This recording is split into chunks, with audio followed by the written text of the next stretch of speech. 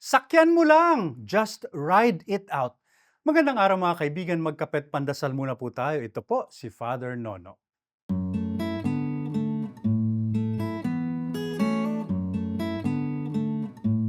Yan po ang payo ng ilang mga doktor kapag tayo ay may lagnat.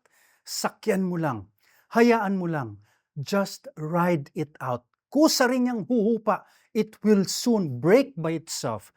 Ang lagnat daw kasi ay palatandaan na lumalaban ang iyong katawan sa mga virus o bakterya na pumapasok dito. Kaya't ito'y umiinit. Pero matatapos rin ang labanan na yan. Hayaan mo lang o hintayin mo lang, just ride it out.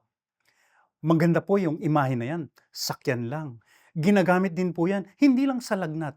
Yan din ang sinasabi kapag may parating na unos o bagyo o malalaking alon sa dagat. Yan din ang sinasabi ukol sa isang mabagsik na kabayo o toro. Sakyan lang mga yan, ride it out. Wala ka rin namang magagawa. Hindi mo rin kayang lumawa ng harap-harapan o sabayan ito. Pero ang solusyon minsan, hintayin lang ito na humupa, na umamo, na maubusan ng sariling lakas. At yan din daw ang kailangan nating gawin sa mga pagsubok na dumarating sa ating buhay.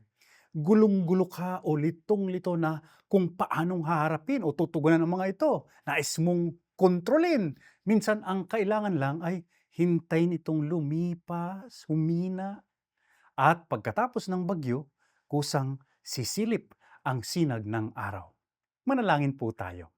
Panginoon, naway pamarisan ka namin sa harap ng mga bagyo ng buhay, naway maging mapayapa pa rin ang aming pagsakay sa aming mga bangka, sa aming malalim at matatag na pananalig sa inyong walang hanggang pagmamahal.